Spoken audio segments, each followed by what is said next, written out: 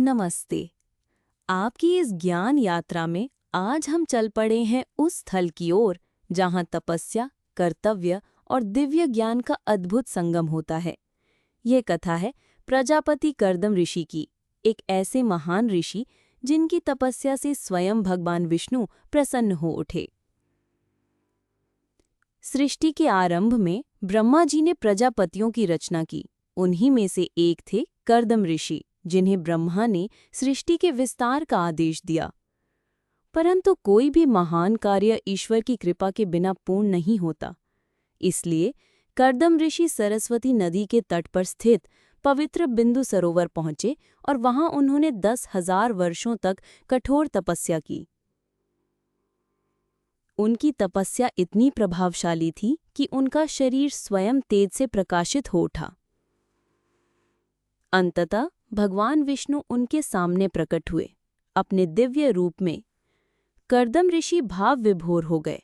उन्होंने प्रार्थना की, हे प्रभु, मैं अपने पिता की आज्ञा से सृष्टि का विस्तार करना चाहता हूँ। कृपया एक योग्य पत्नी का आशीर्वाद दें।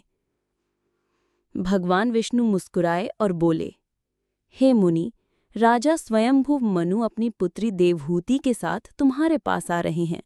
वो तुम्हारे लिए उपयुक्त पत्नी होंगी। और तभी उन्होंने एक वचन दिया, हे कर्दम, मैं स्वयं तुम्हारे पुत्र के रूप में जन्म लूंगा। समय बीता और सम्राट मनु ने अपनी सुपुत्री देवहूति का विवाह कर्दम ऋषि से कर दिया। कर्दम ऋषि ने अपनी योग शक्ति से एक उड़ने वाला दिव्य महल बनाया, जहां उन्होंने वर्षों तक देवहूति के साथ सुखपूर्वक जीवन बिताया। उनसे 9 कन्याएं उत्पन्न हुईं, जिनका विवाह आगे चलकर महान ऋषियों से हुआ। और फिर देवहूति के गर्भ से जन्म हुआ भगवान कपिल मुनि का। जब भगवान कपिल ने जन्म लिया तो आकाश से पुष्प वर्षा हुई। देवता स्तुति करने लगे, नमः कपिलाय बुद्धि युक्ताय। अब कर्दम ऋषि का उद्देश्य पूर्ण हो चुका था।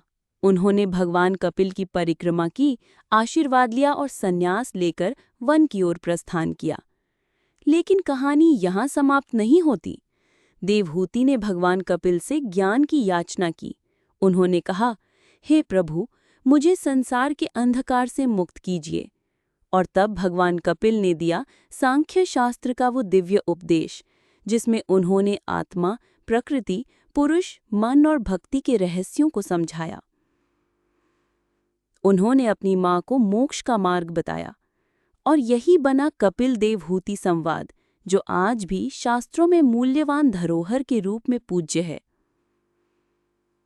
कथा का सार ये है कि सच्ची और निस्वार्थ तपस्या में इतनी शक्ति होती है कि भगवान स्वयं भक्त के घर पुत्र रूप में जन्म लेते हैं।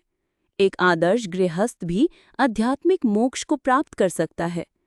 जो कर्म भक्ति और त्याग से किया जाए, वो बंधन नहीं, मुक्ति का मार्ग बनता है। आपको ये कथा कैसी लगी? अगर आपको इस दिव्य यात्रा में आनंद आया हो तो इस वीडियो को लाइक करें, शेयर करें और चैनल को सब्सक्राइब करना ना भूलें। फिर मिलेंगे अगली कथा में। जय श्री हरि, जय सनातन धर्म।